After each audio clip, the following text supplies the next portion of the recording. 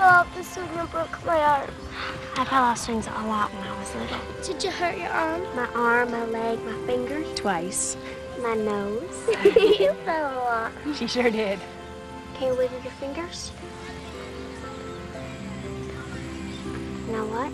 You didn't break your arm. Just bruised it a little. Can I go back to school? Sure can. Just wash that up, okay?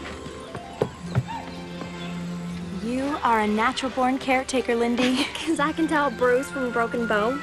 Because you can make people feel better when they're hurt and scared. Just like you, Mama.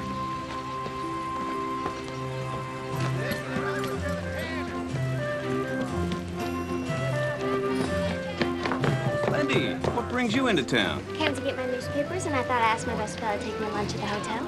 One of these days, somebody else is going to be your best fella. And I'm going to get just a little jealous. There may be another fellow in my life someday. Will you always be the best, Papa? That's worth the best meal the hotel has to offer. How'd you get to be so clever to wrap me around your little finger? By the way, I hear Dr. Jackson's looking for a new assistant. You mean it? Absolutely. I better get down there before somebody else gets the job. What about lunch? Another time, Papa. So much for being her best fella.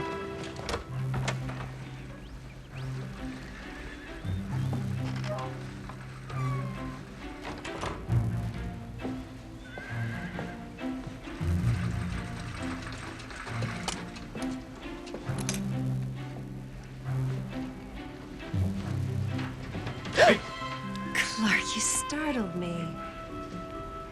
What are these for? Nothing in particular. Maybe I just wanted to give my beautiful wife some flowers.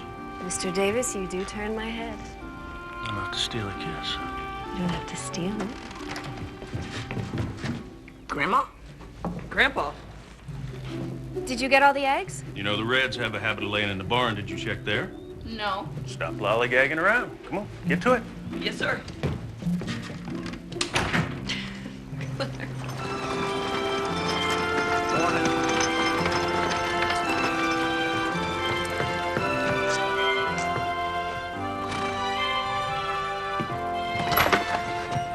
Doc Jackson, I'm here for the assistant position. Oh, would you just hold on there, Belinda? I can't hire you. But I know sutures and basic first aid. I even learned a new wrapping technique for sprains that Dr. Usler recommends. Where'd you learn that? I read his book. I've read a lot of medical books and newspaper articles. Everything I can get my hands on. Reading a few books doesn't make you qualified. Without proper medical training, all that book knowledge is useless. But I can learn. I already know more than anyone in Anderson Corner. Well, I don't doubt it. But what I need is someone with solid patient experience. This is all I've ever wanted to do with my life. I could learn so much from you, Doc. Women aren't supposed to be doctors. What about marriage? I'm not getting married. Ever? Well, Doc, Women are meant to marry and have children, which is exactly what you'll do when the right man comes along. Trust me, marriage and a career in medicine will never work. I'm not giving up. Dr. Elizabeth Blackwell applied to 29 schools before she got accepted into Geneva College. Elizabeth Blackwell is the exception, not the rule. Now, Geneva College may accept your application, but I won't. Good day. Come on.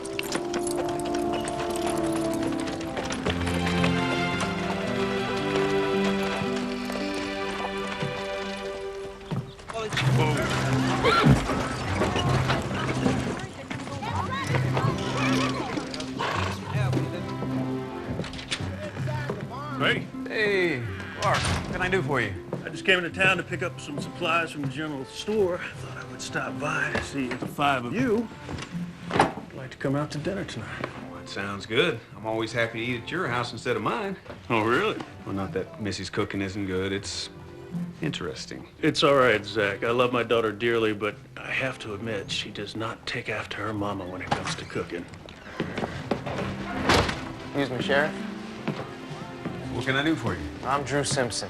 My uncle was Hank Simpson. Hank was a fine man. My condolences. Well, thank you, Mr. Davis, Clark Davis. Our place is next to Hank's. And, he was a good neighbor. Unfortunately, I didn't have the opportunity to meet Uncle Hank, living so far away and all. Where are you from? New York City. New York City. I bet that's a sight different than our little town. Oh, yes. Well, I mean, it's much bigger and a little bit more cultured and sophisticated. This place is clearly rather rustic. Rustic. Anyway, the stage driver suggested I ask you for directions to my uncle's place. Now, I can do better than that. Got my buckboard right outside. I'll take you out there myself. Oh, that's awful kind of you, Mr. Davis. Sheriff? Good day. Get up, man.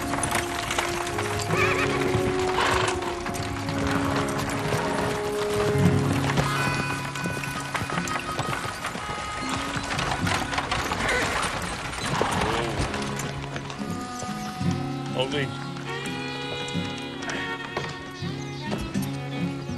Squatters settled in after your uncle passed. I'm afraid they didn't take care of your place properly. I hoped it would be in good enough shape to sell right away. You're not staying. Certainly not.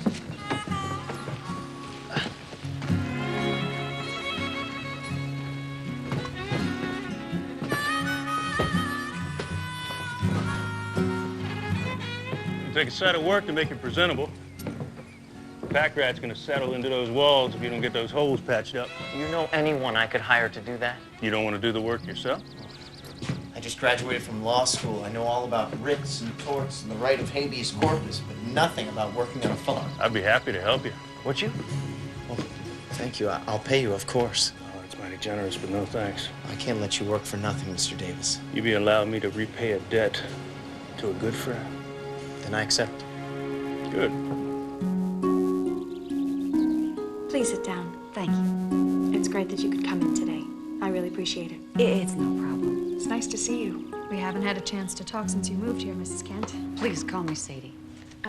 Caleb is a bright boy, but he's very behind for his age, especially in his reading and writing. He isn't doing his homework, and he said that you and his father won't help him with it. I'm afraid my husband Charles don't hold much with schoolwork. I'm sure you understand the importance of a good education. I know how bad it feels when you don't have one. I only got through the 2nd grade before I had to stay home with my mom, take care of the younger kids.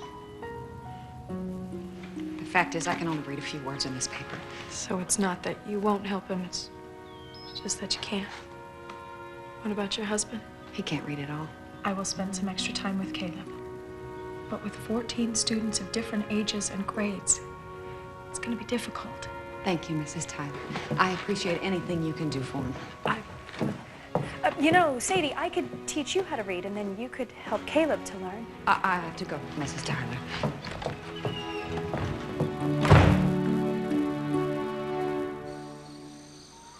I should have figured it out. The Kents have kept to themselves since they moved into town. Couldn't have known, Mama. Well, the signs were all there, I just missed them. Hey, Mom, hey, sis. What's for dinner? Brunswick stew. And it's almost ready, so you boys go and wash up for supper.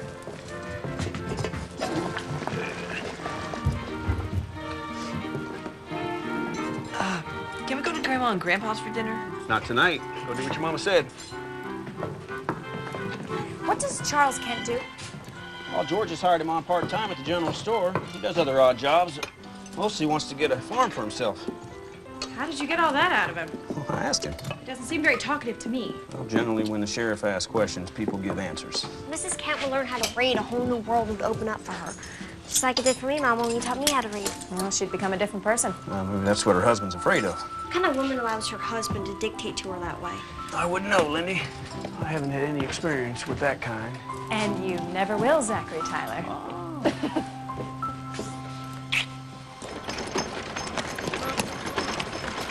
Miss! Hello, miss. Is there a doctor in town?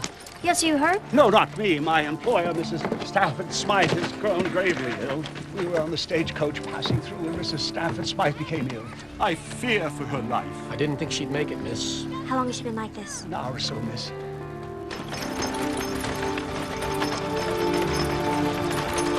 Whoa. Doc, I got a patient for you.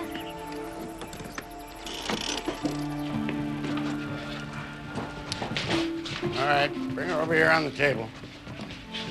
Put her right here. Put her right. That's it. All right. Watch your head. Watch your head. All right. Okay. Her breathing is fine. Pulse is steady.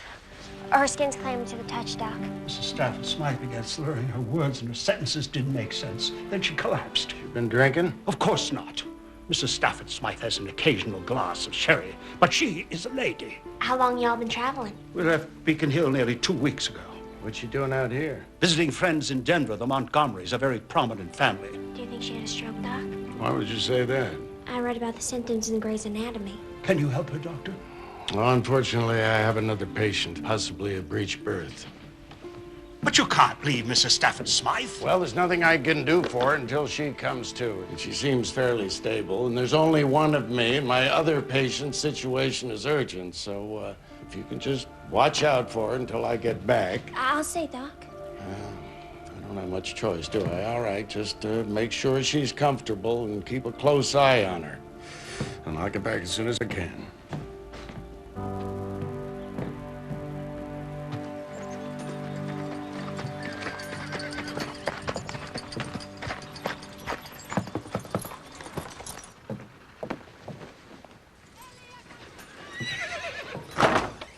Mrs. Tyler? Hi, Sadie. I just wanted to talk to you about... My boy in trouble at school? Oh, no. No, nothing like that. I just stopped by to bring some books for Mrs. Kent that I thought she might be interested in. You asked her for books? No, she didn't. It's just... I thought that... Well, you thought wrong. She got no use for books here. Now, if you got a job you're offering, it's a different story. No, I'm afraid not.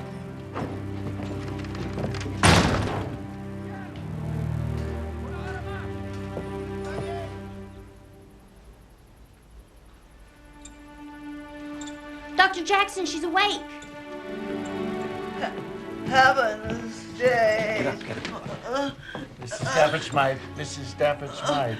My name is Dr. Jackson, and I believe you've had a stroke. My photos, coats, All right, Miss. bags. Calm down. Calm down. This is not good for you, ma'am. I have all is left. I have your bag, madam, right here. All your things are inside.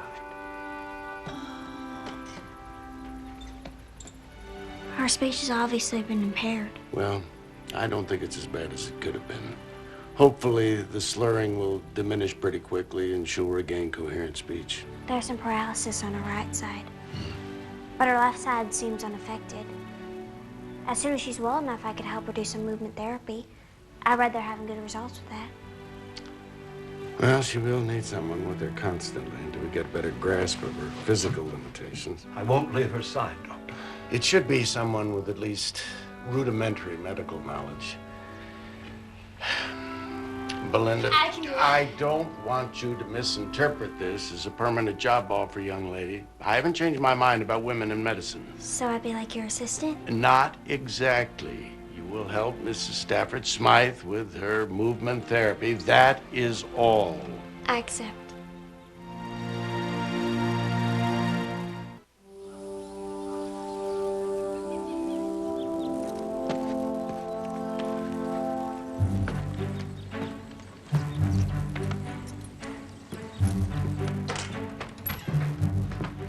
Well, good morning. Something I can do for you, son? Well, yes. I got this problem. A carbuncle that is driving me crazy. And you see, the area that's affected, it's been getting a good deal of sitting time, if you know what I mean. Oh, so you're trying to tell me you got a boil on your backside. All right. Well, bend over the table there and drop your drawers and we'll have a look.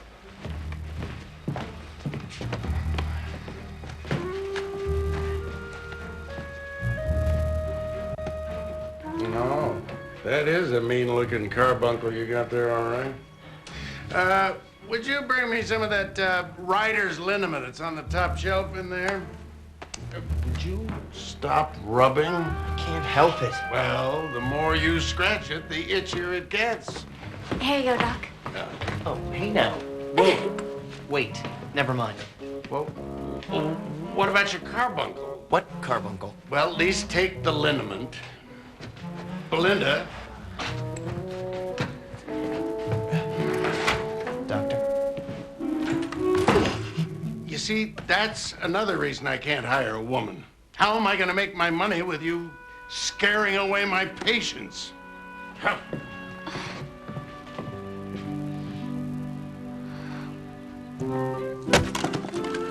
Well, what do you think? Let me get this straight. You want to hire Sadie to help you at school so you can teach her to read without her husband knowing? It's an ingenious plan, if you ask me. And just what will you have her do? Whatever needs to be done. She can sweep the floors, clean the blackboards, keep the wood stove burning. Simple things that allow her to learn along with the children. And don't you think the way you're going about this is just a little sneaky? I think the Lord will forgive my methods if I can offer this poor woman a path out of the darkness of ignorance.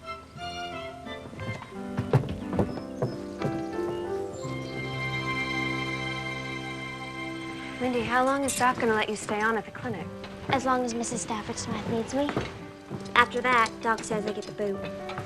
You will prove yourself so indispensable that he will never want to let you go. That's the idea.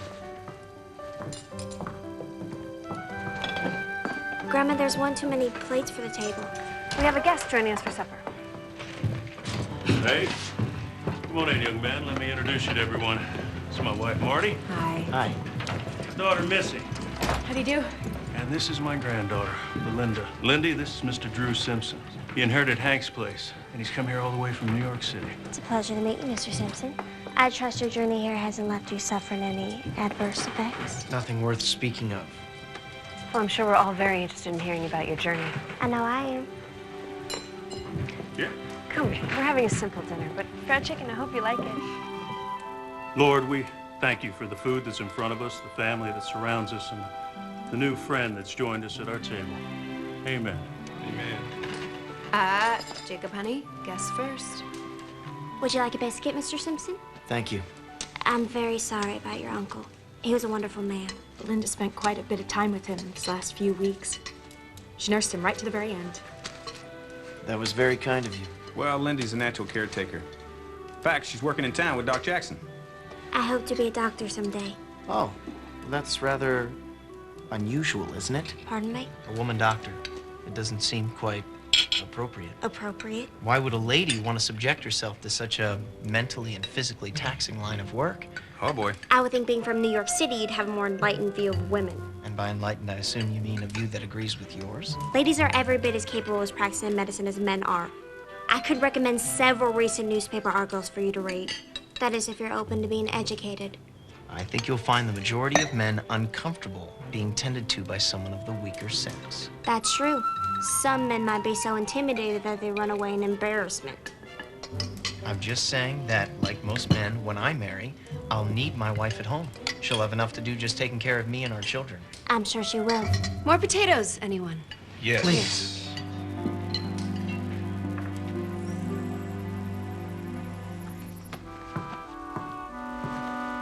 You're awake? Good. How you feeling, Mrs. Stafford Smith? Tired.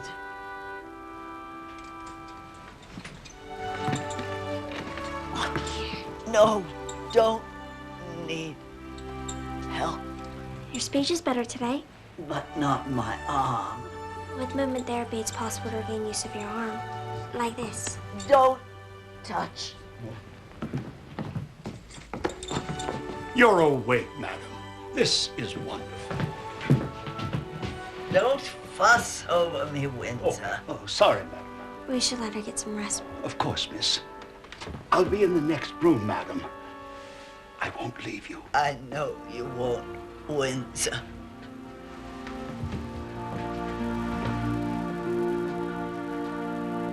I'd be at a great disadvantage if you hadn't been available to help me fix up the place, Mr. Davis. I never got it good enough to sell. Glad to do it. Be careful now, you don't catch yourself on a rusty wire. Hold on. Let me take a look at it. Let me see it. No, it's nothing. Let me see it. Oh, yeah, that puncture wound's deep. I'll tell you, the one thing you don't mess around with is rusty wire. You get a nasty infection. Now, once you go into town, I want you to see the doc. I'm fine, really. Go on now. I mean it. You don't mess with rust in a gut. I'll finish up here. Yes, sir. All right. Whoa.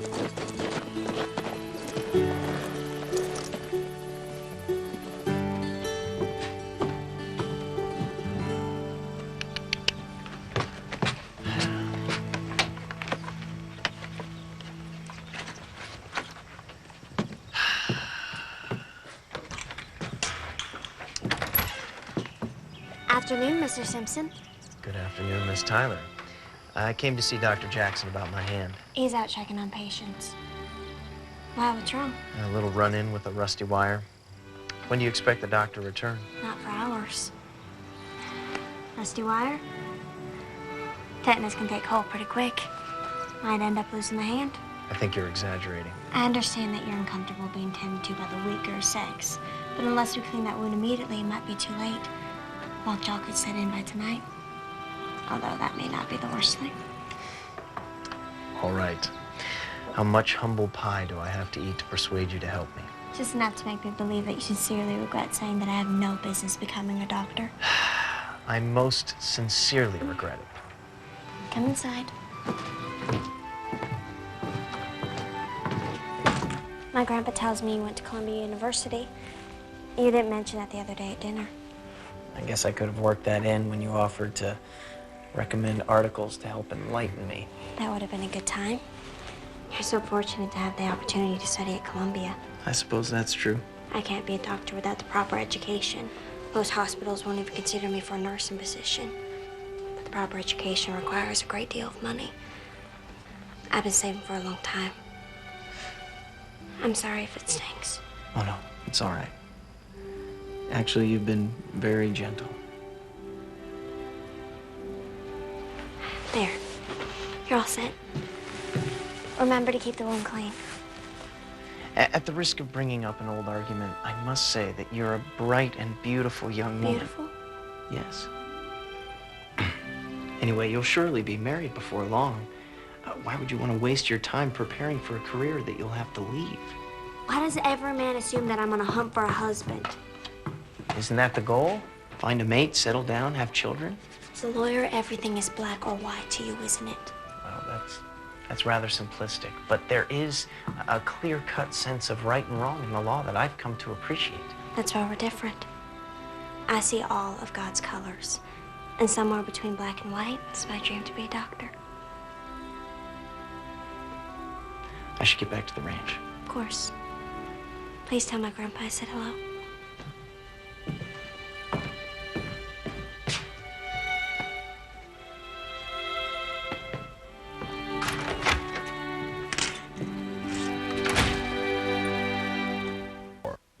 Those sheets are rough. They're all I've got. That cot is like sleeping on a board. And the draft in here practically blows the blanket off my legs.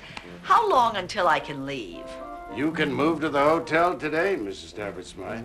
If Belinda will stay with you, can you do that? But I thought I'd continue to work here with you. Mrs. Stafford Smythe needs a nurse. I thought that's what you wanted to be. Actually, I want to be a doctor. It's all settled then.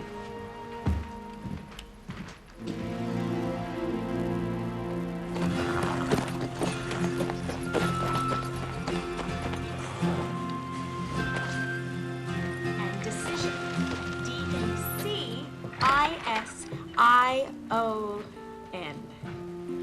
I think that's recess. You're dismissed. You want me to keep an eye on Mrs. Tyler? Yes, thank you, Sadie. Is everything all right? You forgot your lunch today. Oh, you were so sweet to bring it. I am starving. Thank you. Saw Charles Kent this morning.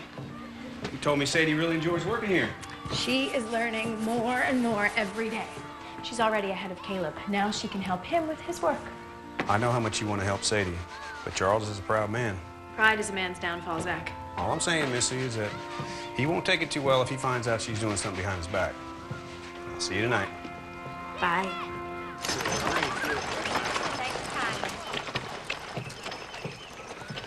Windsor, is this the best room the hotel has to offer? I'm afraid so, madam. I suppose it's a step up from the clinic. Still, these pillows are much too flat. They'll never do. And surely they've got better linen. Oh, I'm mortified by these inferior accommodations, but I'm afraid it's not possible to get anything better in this uncivilized outpost. Oh, Miss Tyler, please come in. Madam, I'll just be down in the restaurant to check on your tea. Wash the china yourself, Windsor. I don't trust these people to have high standards of cleanliness. Yes, ma'am.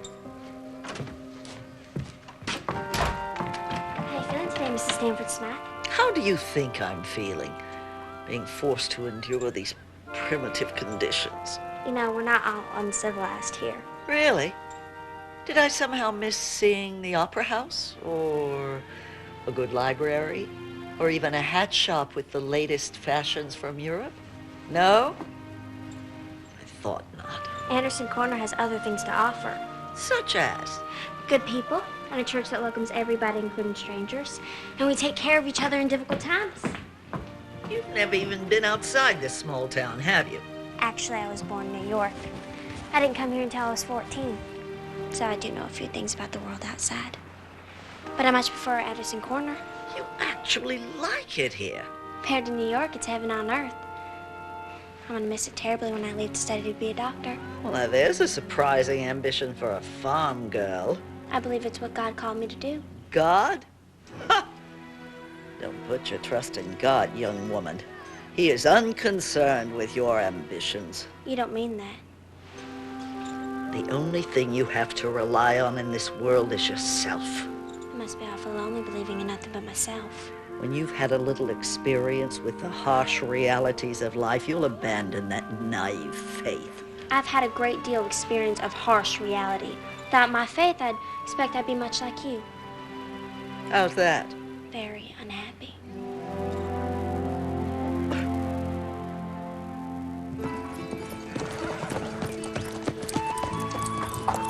Whoa, whoa, whoa.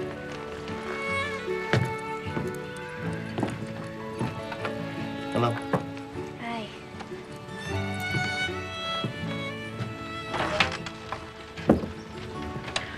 Drew, I'm so glad you could join us for supper. Belinda, I need some eggs, please. All right, Grandma. Everyone here works for their supper.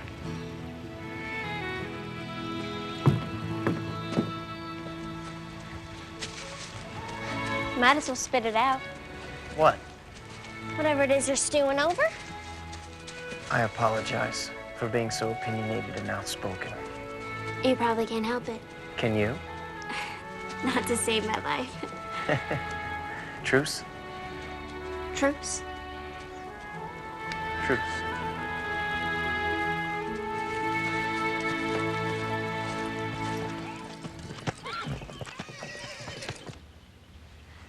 Now remember, as I'm moving your arm, gotta imagine you're doing it on your own, okay?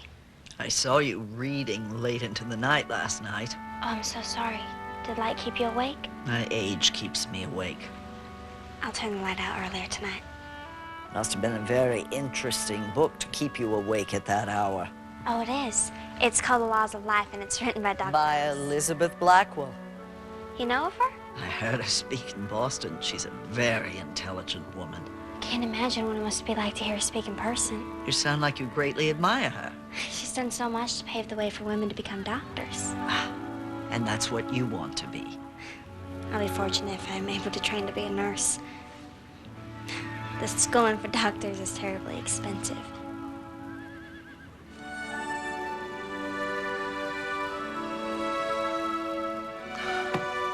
You moved your arm? Your powers of observation are remarkable. It's cause for a cup of tea. Now imagine this is your favorite Earl Grey. See if you can lift your arm enough to take it. What, like a dog doing tricks? Like a woman who wants her independence back. You are a very impertinent young woman. And you are a very difficult patient. If you apply your willfulness to your therapy, you might get better.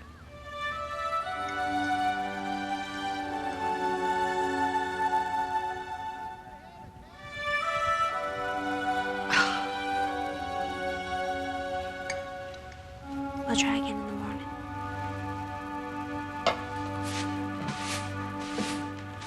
When you're done, you can go.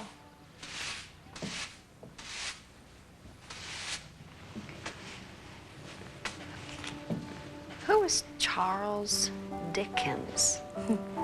A very talented author. You can borrow the book if you'd like. Oh, no, thank you. I'll see you tomorrow, Mrs. Tyler. Okay.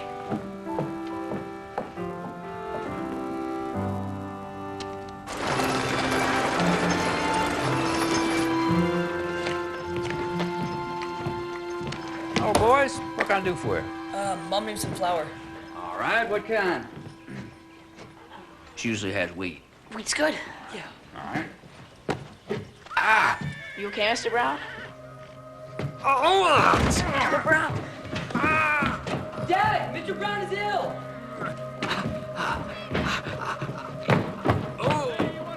George?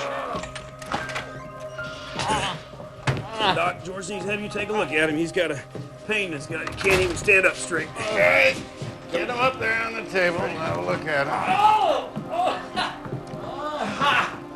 All right, George. You been vomiting, huh? Yeah. Mm-hmm. No, you don't have a fever. You been into the candy again? Well... Yeah, I thought so. I gotta get back to the office. If you need anything, let me know, Doc. All right, thanks, Hank. Bye, Daddy. Would you get my watch over there on the desk, Belinda? Take his pulse. Checking for rebound tenderness. Well, if you're so smart, what am I doing now? Using McBurney's point method to diagnose withdrawal. 125. And I suppose you have an opinion. I think he has acute appendicitis. He probably needs surgery. If he has an appendicitis attack, it's not bad enough to warrant surgery. But if his appendix were to burst, Doctor... Burst? Just calm down, George. There's nothing to worry about now. You can get up. All right. Look, if you get a fever or if the pain gets considerably worse, you come and see me, even if it's in the middle of the night.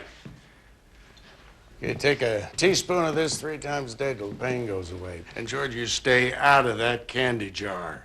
You're a grown man, not a 5-year-old. Yes, sir. All right. Much obliged.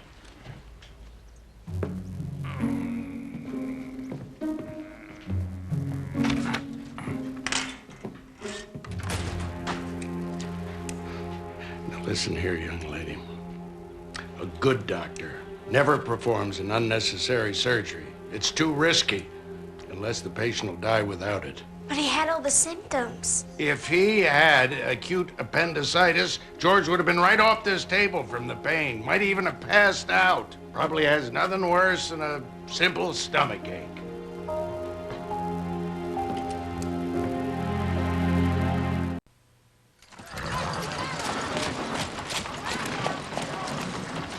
Mama, what's this word? Capture. And this one? Elephant. It says, then they went out to capture the wild elephant. How do you know what that says, Sadie? Mom was learning to read at school with me, Pa. She's real good. Moms!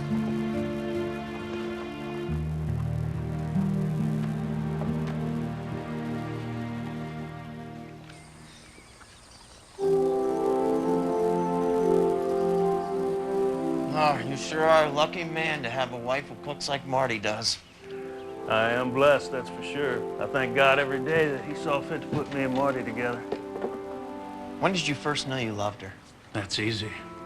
When I thought I'd never see her again. I felt a terrible emptiness inside of me. And I knew that if I didn't get her back, nothing would ever fill that up again. It's a pretty clear sign. I thought so. What about you, though? Tell me about that life you got to get back to. You got a young lady waiting for you? No.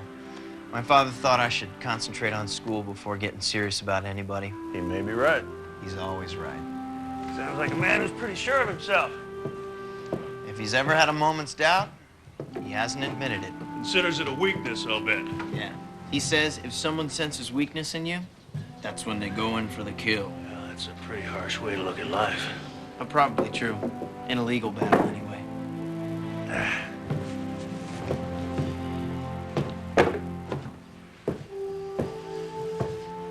Now, we can both go up on that roof. You can find a way to hurt yourself again. Or you can take the wagon into town and pick up those supplies that we ordered. That's an easy choice, sir.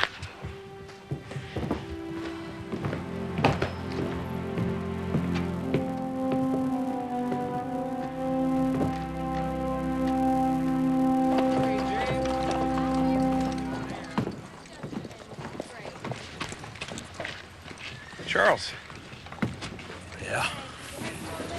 Heard what happened with your wife. I mean, your wife. She tricked me. Yeah, I'm not apologizing for Missy. She was acting out of kindness and with the honest intent to help. I don't see how this has anything to do with you, Sheriff. Unless there's some new law about reading that I don't know about. You know, Charles, there's no shame in not being able to read. The shame is from not even trying. Hey.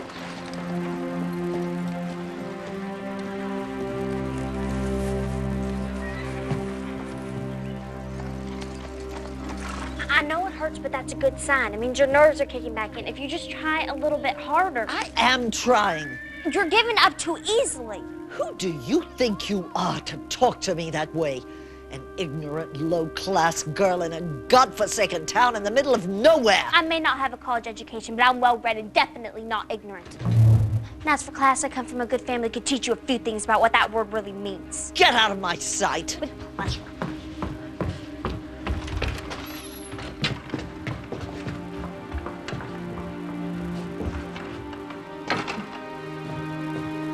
Windsor?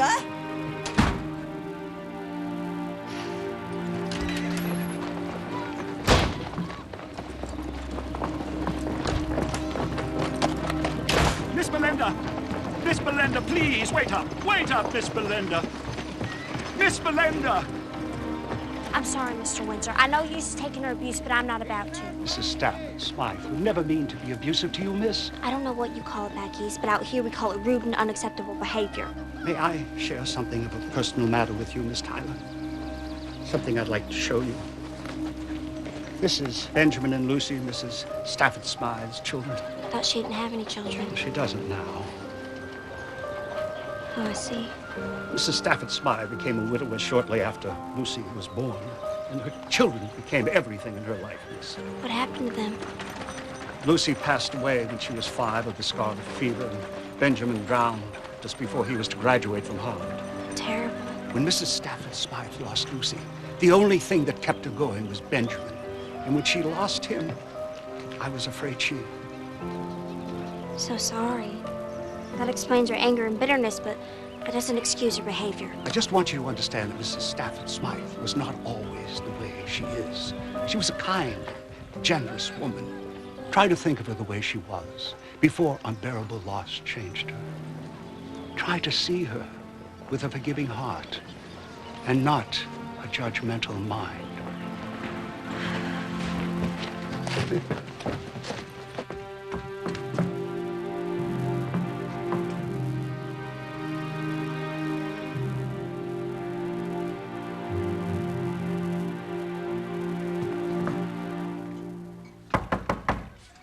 Come in. What are you doing back here? I want to apologize to you, Mrs. Stanford Smythe. It was inexcusable for me to speak to a patient like that, no matter how challenging you are. This submissive demeanor is out of character for you. Does it have anything to do with Windsor rushing out after you? He told me a little bit about your background, but please do not be angry with him. He knows better than to discuss my private life. He's devoted to you. The only reason he told me is because he believes you need me. I don't need anyone to help me. We all need someone. I lost my mother, father, and baby sister. When I was 9, my little brother Jacob and I had to go live in an orphanage. How did you get here? On an orphan train. They go from town to town, giving kids to whoever want them. Sometimes they're good families, and sometimes they're not. If it wasn't for Missie and Zach, me and Jacob would be separated forever. I'm sorry for you, Belinda. But now you know why I turned from God. No, I don't. How can you still have faith? I know we never really die. I'm connected to the people I love in life, and I know we're still connected in death. A comforting thought if you can believe in fairy tales, which I can't. That's enough for today. You may go.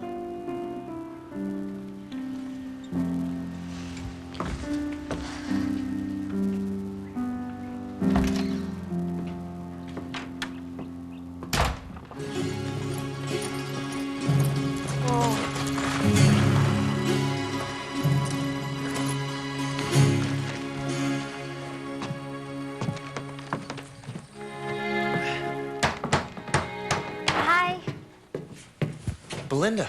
I was visiting my grandma and she wanted me to bring lunch to y'all. Well, your grandpa went into town to pick up some lumber. He should be back soon. I'll just leave this here then. Wait. Why don't you stay and visit a while? I can't. I should be getting back to the clinic. Well, I was thinking that maybe we could have lunch at the hotel sometime. I'd like that. Tomorrow? Well, sure.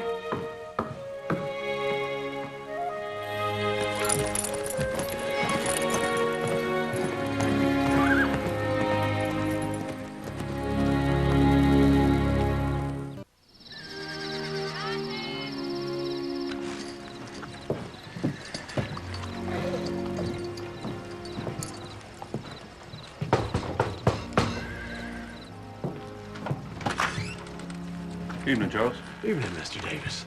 Drew Simpson is fixing up his uncle's place. He could use some help. He'll pay you a good wage, and I thought you might be interested in the job. Can I work around my hours at the store? You bet. All right, then.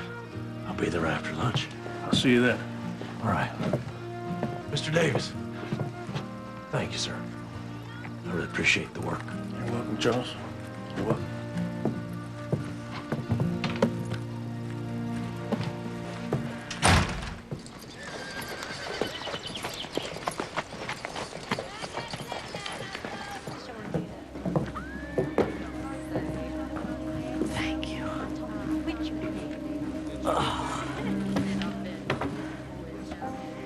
I envy you your faith, Belinda, but I can't share it.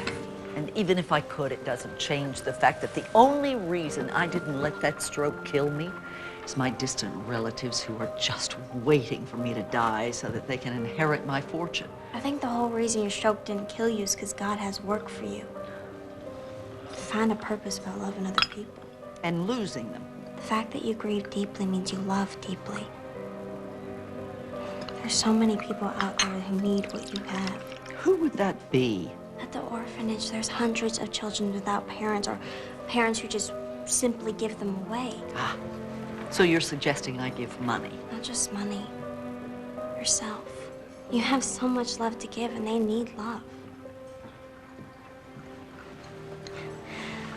Aren't we supposed to be practicing? Reach for the teacup. One hand.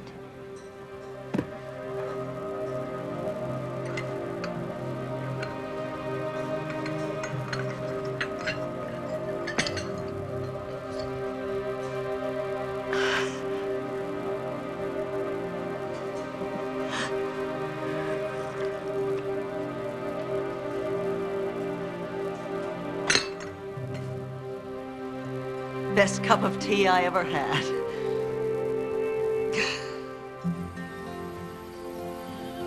Hold her right there. Okay. That'll do it. Thanks again, Charles.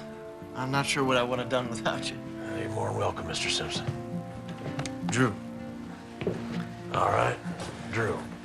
Can I ask you a question about the law? Sure. About adoption. You and your wife thinking about adopting a child? Well, not exactly. Sadie was married before we met. Her first husband, he was Caleb's pa.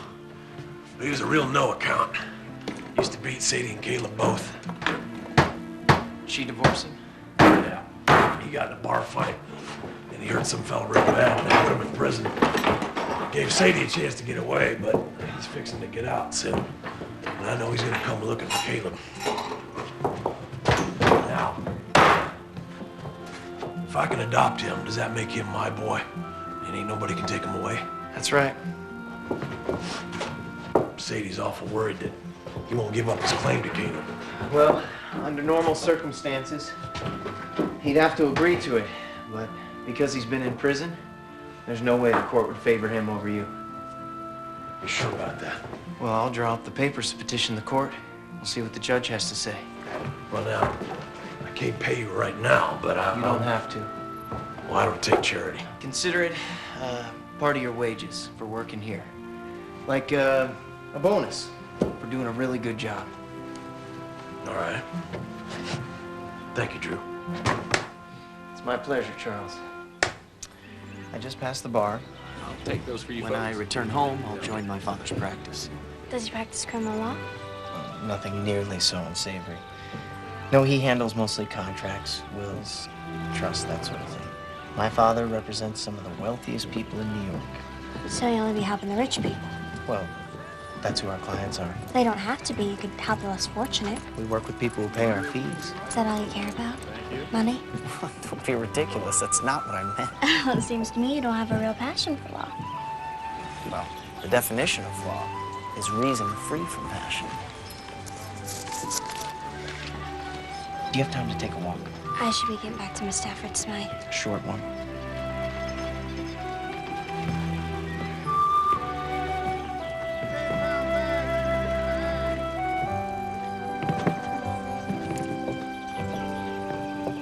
So do you really want to be a lawyer, or was it simply expected of you? It was always understood that I would follow in my father's footsteps, yes. What does your mother think? Doesn't her opinion matter? Well, her opinion would matter a great deal if she was still alive. She died when I was 8. Oh, I had no idea. I'm so sorry, Drew. You know, for a long time after she died, I used to play this little game every time I left the house. I'd pretend that when I came home, she'd be there, hiding somewhere, waiting for me to find her. Of course, the only thing I ever found was the latest governess my father had hired. He gave me every material advantage I could ever hope for. The only thing I ever wanted was my mother to be there when I came home. You're privileged to have both your parents. Actually, I was adopted. I would have never guessed they're not really your family. I mean, not that... It's all right. First, I didn't feel like they were my family. And they made me realize that loving someone has nothing to do with being related. Everything to do with opening your heart and letting someone in. I envy the relationship you have with your family. Why? You really love each other. I haven't felt that since my mother died. That sense of security, of knowing that... Knowing that someone will always be there for you. You'll never be completely on your own again. Yes. Exactly.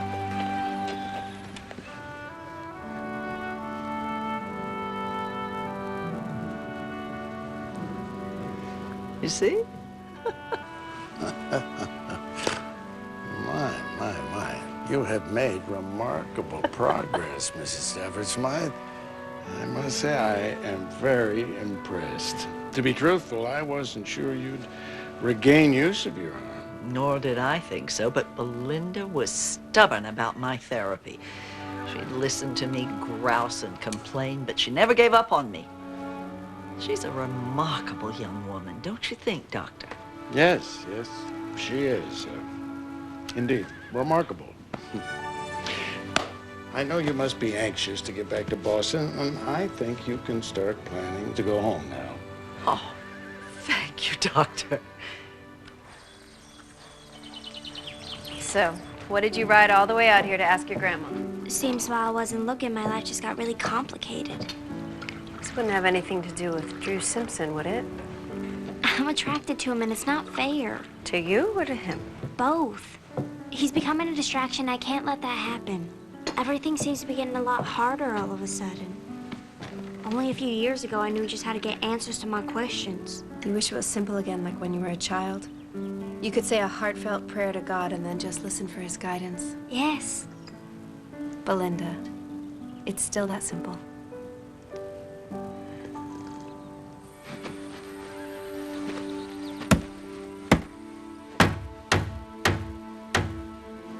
Maybe you want to take a break? What? Oh, no. I'm fine.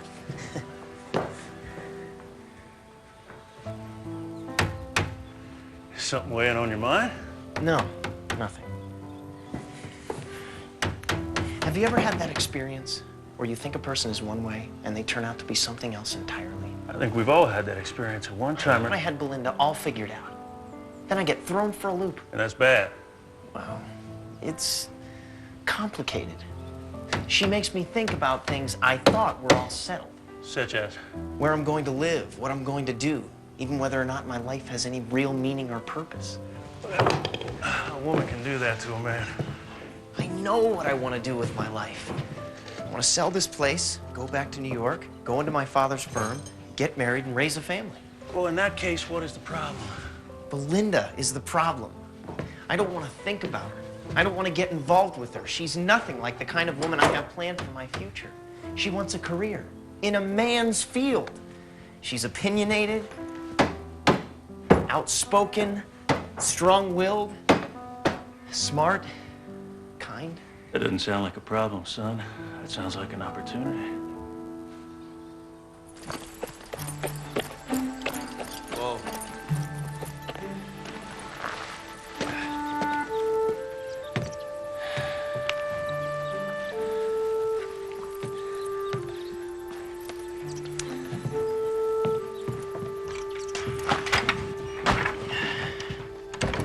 Is that your hand again?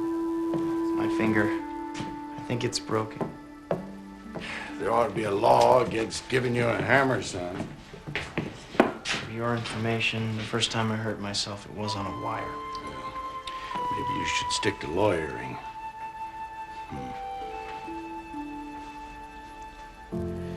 Belinda, why don't you look at the boy's hand?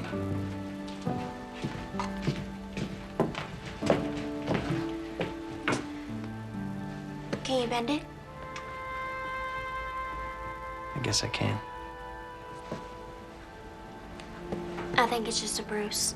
I can splint it if it's broken. It might be quite cumbersome. Just leave it.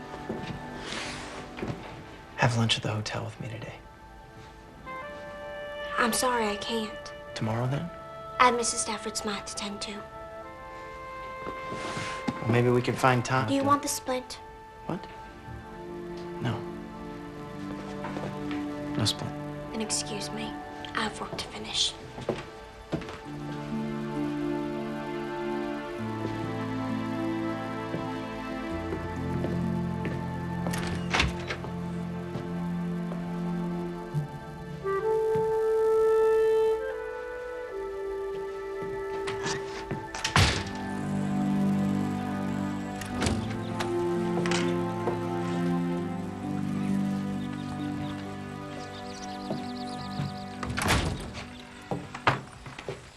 Belinda, wait. I have to get home, Drew. I have things to do. Why are you being like this? What happened? I don't know what you mean. Yes, you do. When the farm sells, you'll be moving back to New York, right? Well, yes. And I'll be staying here. So where does that leave us? You'll go back to a life I can barely imagine. Meeting with rich clients in a big office, going to fancy balls with orchestras, dancing with well-bred girls in satin gowns. After a while, you won't even remember me. Hand me that, please.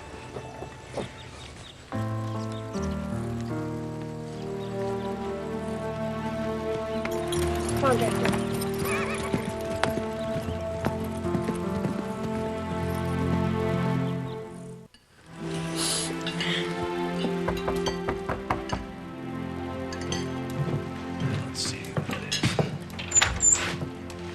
Charles. Evening, Sheriff. Awful sorry to interrupt your family meal. Would you like to join us, Charles? Oh, no, thank you, ma'am. I just came to drop this by. It's for Miss Belinda.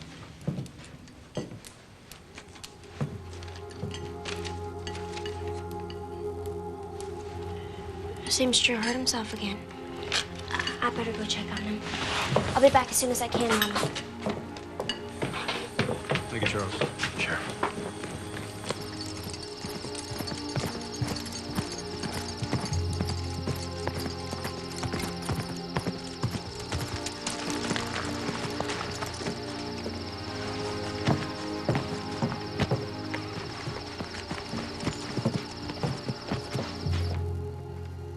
Drew?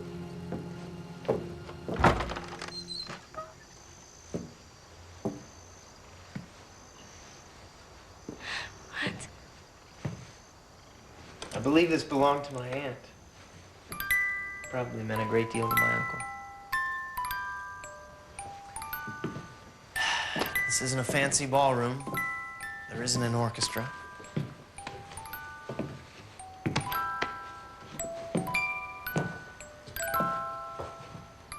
But if if I can have this dance. I promise you, Belinda, I will never forget it.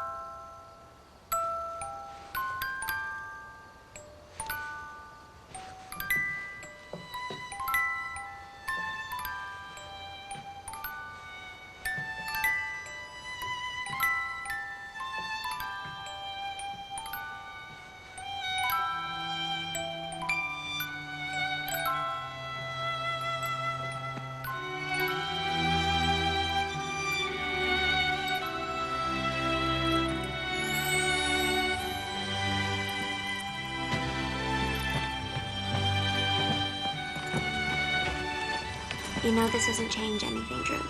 I think it changes everything. I should go in. I'll see you tomorrow. I don't think... Tomorrow.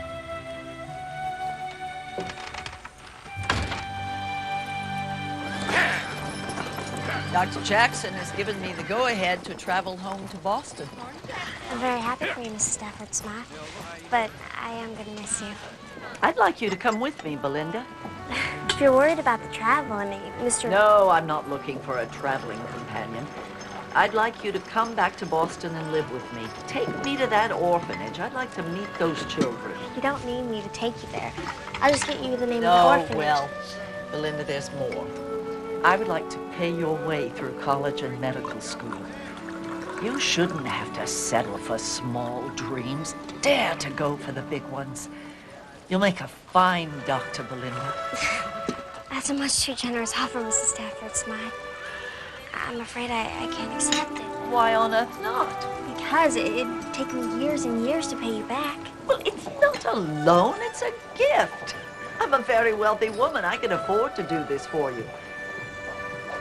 I would like to think if my Lucy had lived, she might have grown up to be just like you, Belinda. Even if I could accept your offer, they'd never accept me into a good college. I mean, most of the schools don't even allow women. Oh, posh. I'll just send up a smoke signal to my friend Sam Gregory and... Dr. Samuel Gregory? The Dr. Samuel Gregory who founded Boston University School of Medicine? Yes, one and the same. I don't know what to say. Well, say yes. Thank you, Mrs. Stafford Smythe. Thank you. Now, I know that you'll need to talk this over with your family. But when I leave next week, I hope you'll be with me.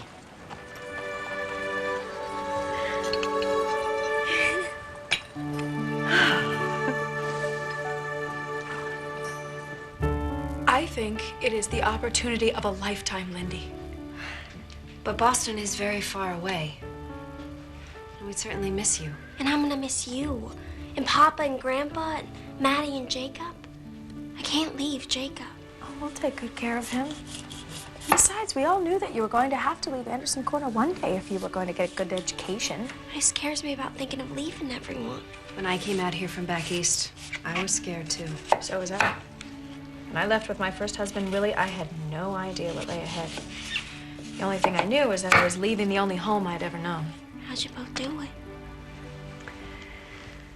When you face the unknown, you have to gather every ounce of courage you possess, and then tell yourself that if it's the right thing to do, everything will work out fine. And if it doesn't, you can always come home. So you think I should go? I think you should do what your mom and I both did. Pray about it, and then decide.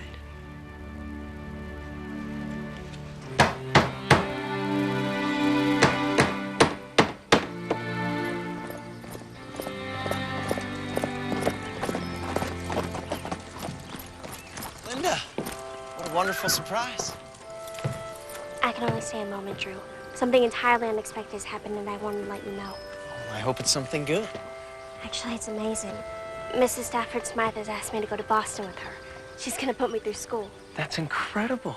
I know what it must mean to you. You know, Boston isn't that far from New York. Maybe we could... That's just it, Drew. No, we can't. Why not?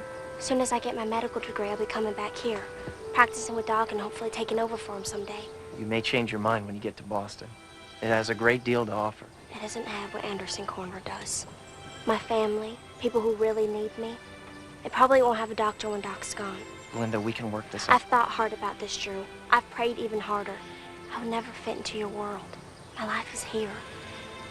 The only way we could be together if one of us is miserable. Belinda. I said what I came here to say. Belinda. Belinda!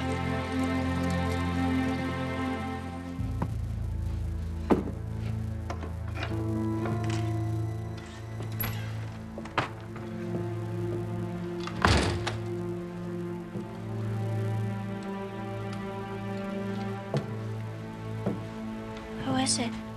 Jonas Barnes. Hurt his leg recently. Gangrene set in. He's gonna have to come off at the knee. Will surgery save his life? With gangrene. I don't know. But if I don't do it, he'll die within the day. I can help. Linda, this is life-threatening, gruesome surgery. I can handle it, Doc.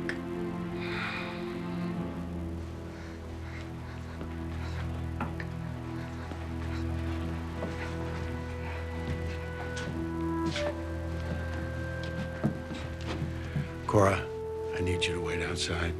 I'll come and get you as soon as we're done.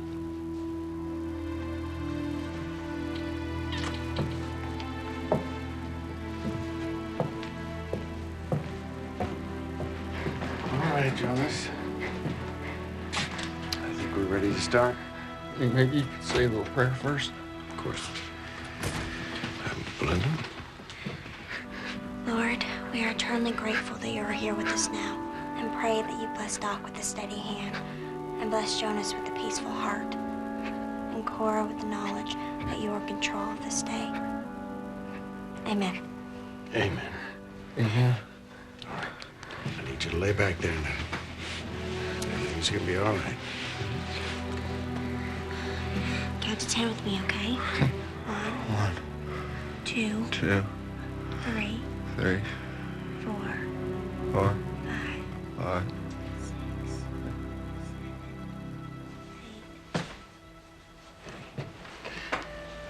He's out.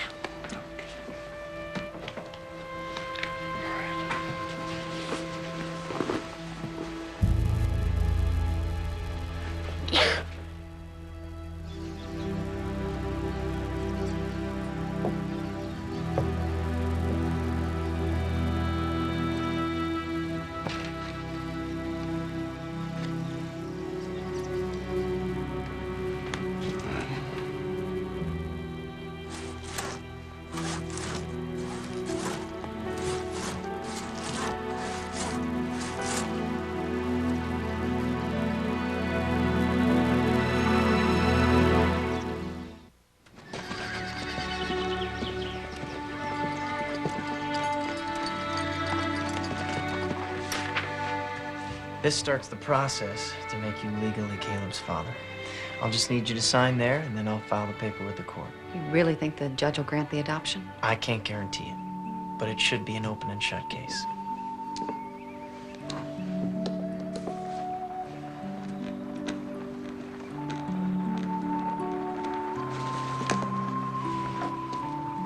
Your turn, Charles. Can I sign for Charles? Oh, I'm afraid not. You just put your X right there.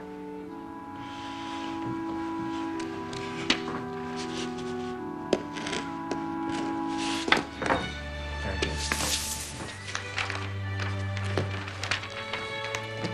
You know, you're my first client. Now, if you'll excuse me, I need to be going. Thank you so much, Drew. I really appreciate it. You're more than welcome.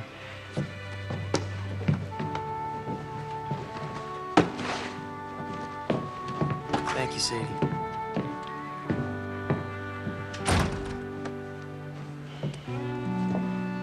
Charles, we haven't talked about what happened with Caleb. I want to explain. No, you don't have to, Sadie. I'm sorry I went behind your back, but I don't understand why you don't want me to learn to read.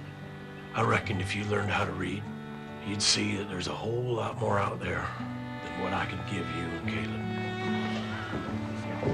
Charles, you are the finest man I've ever known.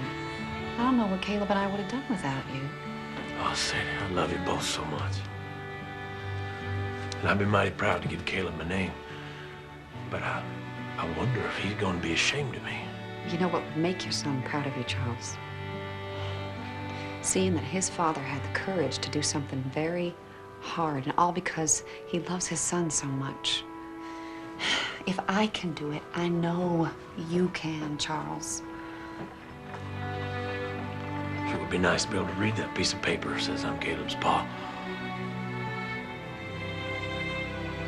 I think she might teach us together.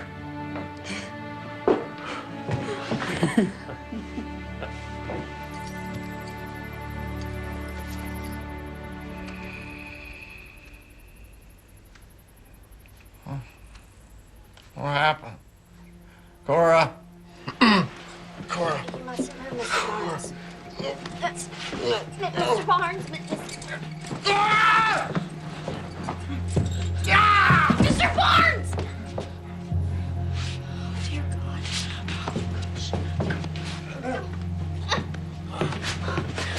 What happened? He got scared. He started asking for Cora. I tried to stop him, Doc. I'm so sorry. All right, go get some bandages. Hurry. Hurry. Get you back into bed now, okay? If you can. All right. Just calm down now. Just calm down. Calm down. All right, it's gonna be all right. Now, Jonas, it's gonna be all right. It's gonna be all right. Listen to me, Jonas. You have to relax. Jonas. Shh, shh, shh. All right. Shh, shh. You have to relax. Jonas. Oh, Jonas. Please don't do it. Oh. No. Jonas.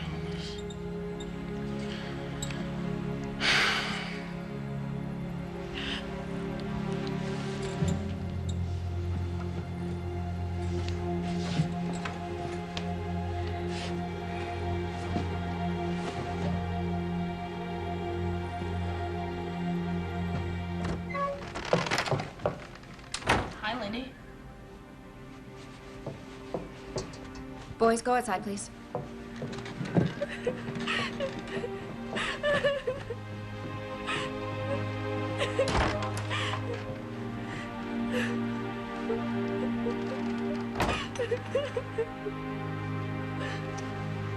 Poor dear.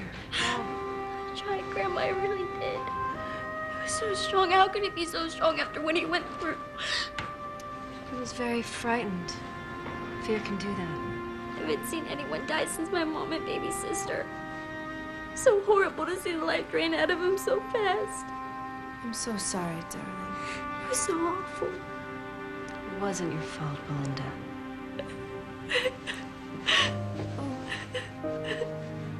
It's okay.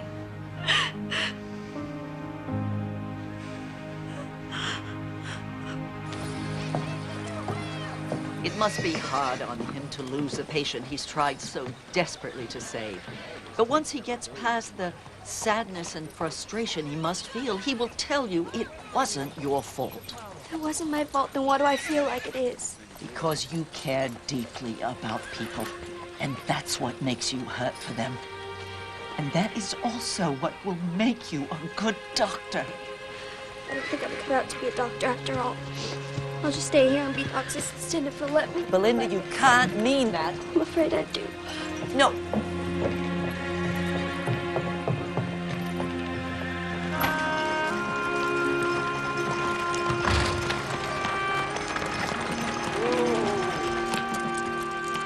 Hello, Miss Stafford's mind.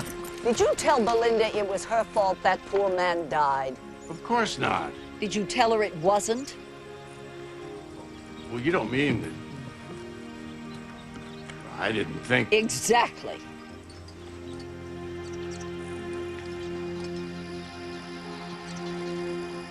All right. That ought to do it.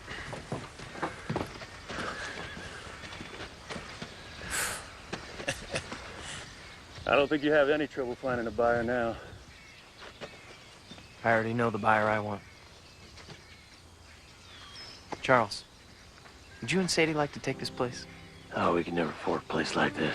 You could if I loaned you the money. We can never accept a loan that big.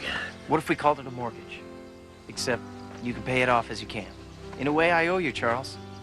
You showed me how good it feels to practice the law when I'm helping someone who really needs it. So, Charles, what do you say? Will you take this place off my hands for me? Yes. Yes, I will. Thank you. You're welcome.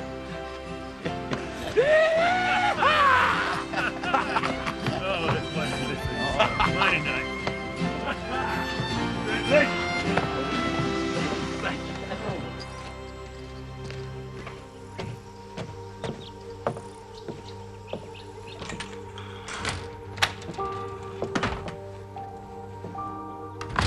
Doc?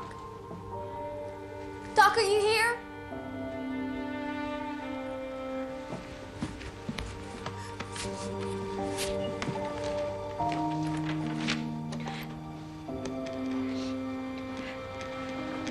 Dear Doc, I'm so sorry to have let you down, but you were right. I don't have what it takes to be a doctor.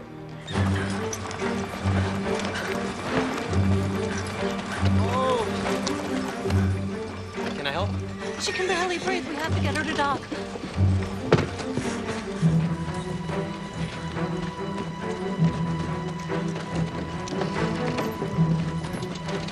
Hold on to her.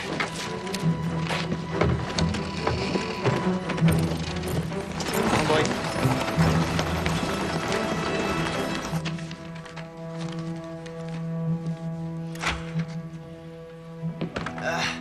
Where's the doctor?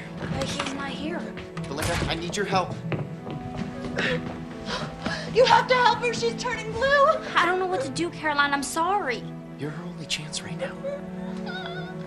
I can't be responsible for Sally's life. This is your destiny, right? This is what God wants from you. You have to believe that, Belinda. I do. Please. Okay, trouble breathing. What is it? What's wrong with my baby? It could be a number of things. If my diagnosis is wrong. Please, Belinda.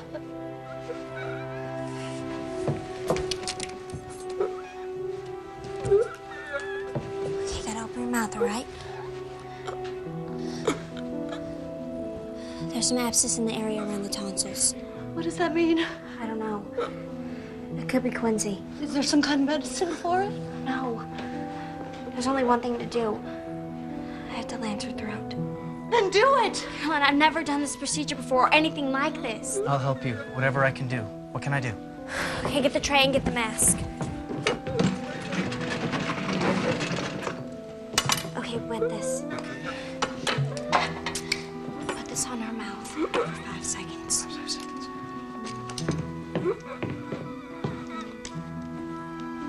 1, 2, 3, 4, 5. You gotta hold her head still so she won't move.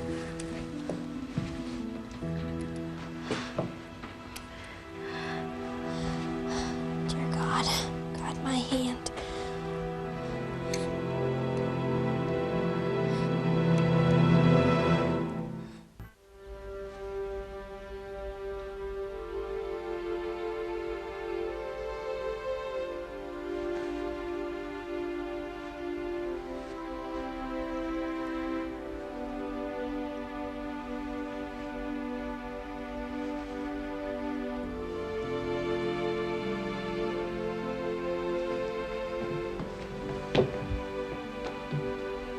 Looks like she'll be fine.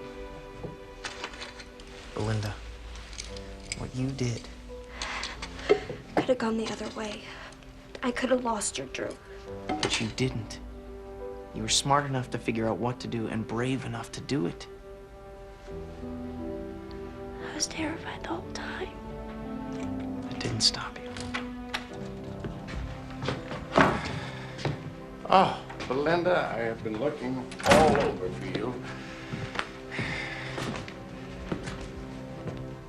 What's happened? What is it? Belinda saved my daughter's life.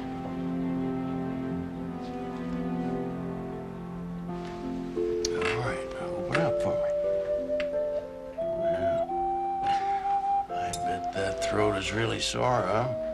Good excuse for your mama to churn some fresh buttermilk for you. I sure will.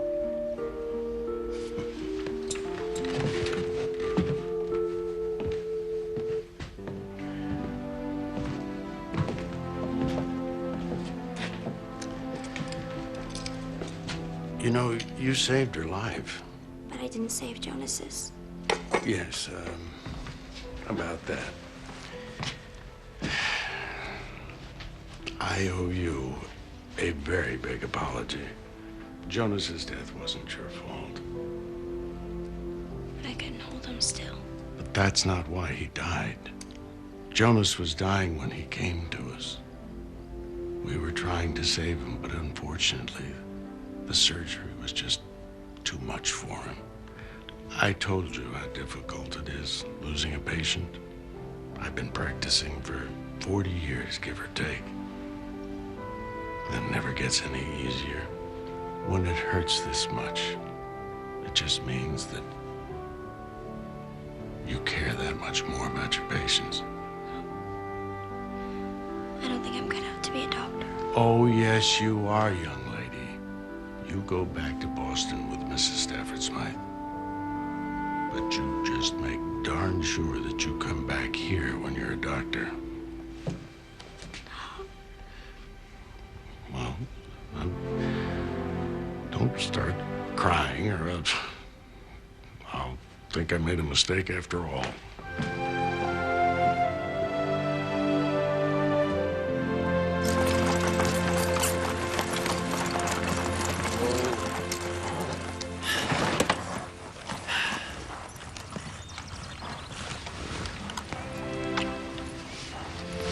That's for having more faith in me than I had in myself.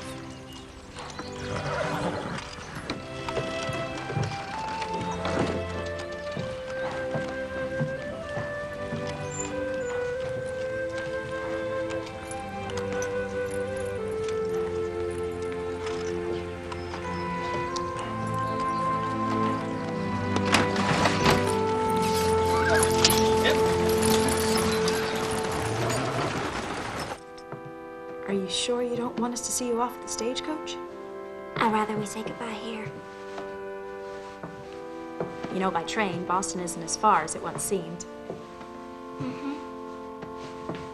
Are you all right, Belinda? Yes, Mom, I'm fine. No second thoughts about leaving with Mrs. Stafford Smythe? No, not anymore. I feel at peace with my decision. So your second thoughts are about Drew? I love him, Mama. I really do. It can never work. Sometimes one dream is all you can have.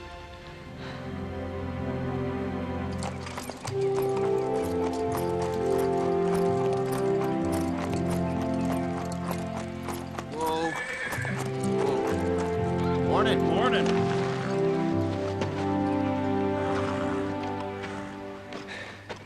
I just wanted to say goodbye, Clark. And thank you for everything. You headed home? Charles and Sadie are moving on to the farm. I'm headed back to New York tomorrow. I imagine Belinda left. We said our goodbyes at Missie this morning. She's probably getting on the stage right about now. You asked me once, when I knew I loved Marty, but you never asked me what I did about it. What was that? She left on a wagon train. She's going back home. I went after her. Do you love someone? You truly love them. You don't let them go. I've learned a lot from you, Clark.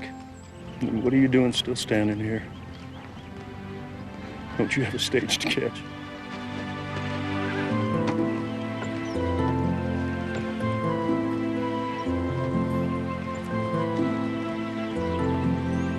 Last call, Denver stage.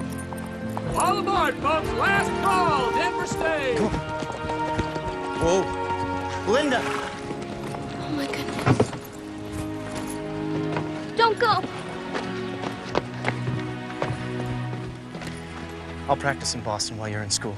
Then we'll come back here. You'd be happy practicing law in Anderson Corner? Anderson Corner's the place I learned to love the law. And it has you. I don't think I could be truly happy anywhere else. This isn't your world, Drew. You're my world. I love you, Belinda. Marry me.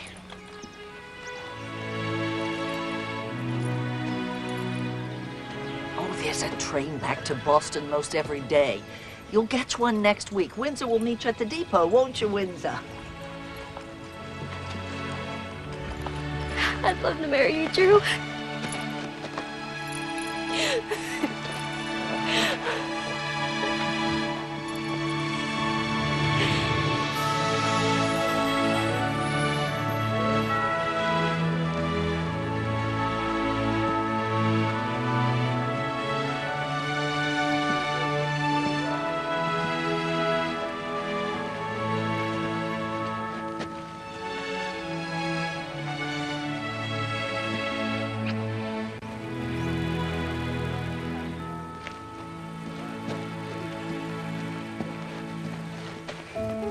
Andrew, take Belinda to be your lawfully wedded wife, to have and to hold, for richer, for poorer, in sickness and in health, forsaking all others, till death do you part? I do. And you, Belinda, take Andrew to be your lawfully wedded husband, to have and to hold, for richer, for poorer, in sickness and in health, forsaking all others, till death do you part? I do.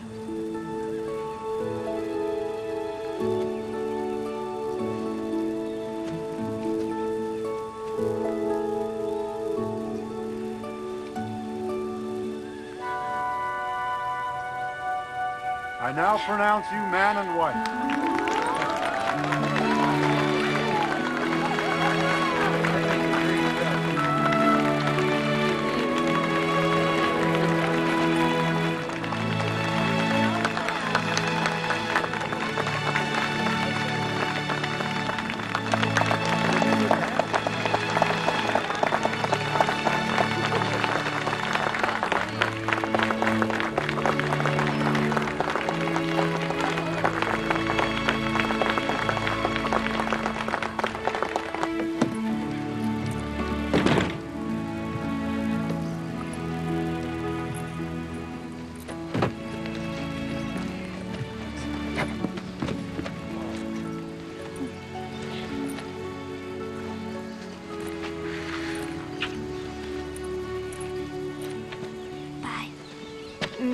Be safe. You know I will. You know I will. Take care, son. Thank you so much. Bless you.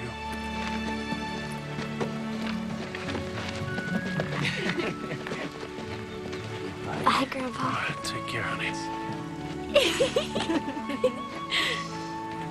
Come here, Jacob. Good? Marty. Take care. Thank you. Absolutely. Take care, my girl. Will do.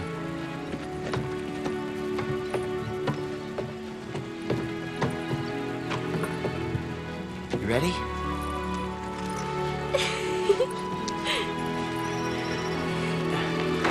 Bye. Get up!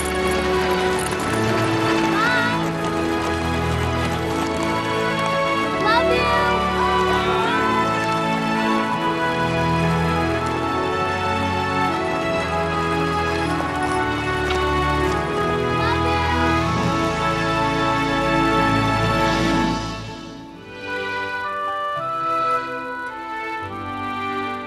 The letters promised a new life.